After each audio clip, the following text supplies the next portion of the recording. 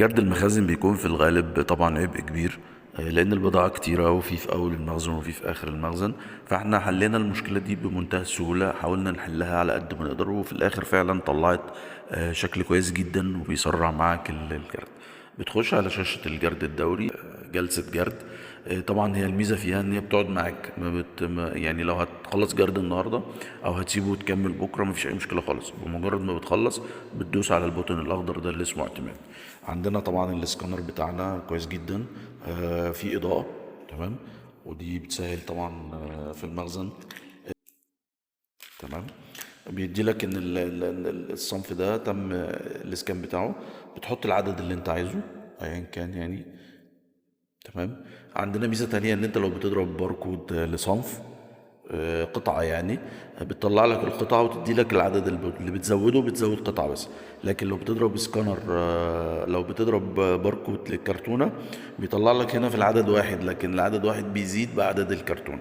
يعني لو الكرتونة فيها 13 فيها 12، يبقى كل عدة من دول بتزود عدد كرتون. يعني بدل ما تقعد تسكان 50 كرتونة، لا انت بتكتب 50 وهو بيضرب ال50 في عدد القطع اللي داخل الكرتونة، وبناء عليه بيدي لك النتيجة.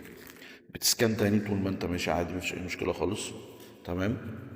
في المخزن بتلاقي اصناف، مش لازم ترتب، مش لازم تحط كراتين، مش كل اللي تقدر تسكانه اسكانه في سكتك، والسيستم بيرتب لك الدنيا كلها لوحدها.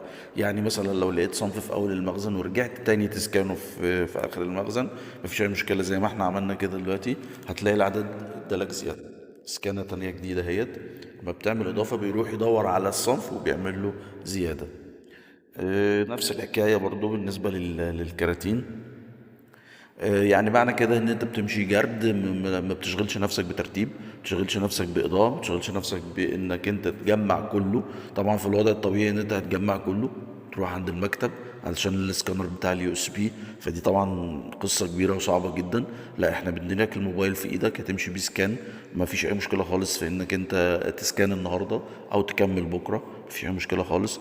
في نفس الوقت بتدي لك سرعه رهيبه جدا في العدد، مش محتاج ترتب، لانك لو عملت سكان لصنف في اول المخزن ورجعت عملت له سكان في اي حتة تانية، هو السيستم لوحده ذكي، بيقدر يضيف العدد على نفس الصنف بدون ما تقلق نفسك او تدور على الصنف نفسه.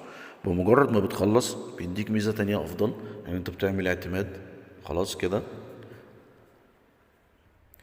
وانت بتجرد المخزن او انت بتجرد صالة العرض على حسب المخزن اللي بيبيع منه الكاشير، ودي اهم حاجة. انت ممكن تكون بتجرد وفي نفس الوقت الكاشير بيبيع. فبمجرد ما بتخلص الجرد اللي قدامك بتعمل حاجة اسمها بتاخد لقطة. اللقطة دي بتتسجل كسناب شوت في قاعدة البيانات، وبناء عليه بيسجل الجرد ده بالدقيقة والملي ثانية.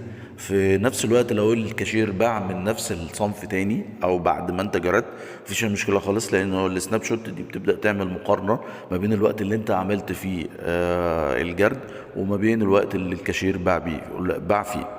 فلو حصل في فرق في ما بين الجرد وما بين الكاشير، السيستم بيعدله تماما ومفيش اي مشكله خالص. بعد ما تخلص خالص تمام، بتثبت اللقطات، بتاخد سناب شوت لكل الجرد اللي انت عملته، يبقى انت كده خلصت الجرد. تبدأ تخش على البوتن بتاع اعتماد ده، هو كده خلاص اعتمد الجرد بتاعك.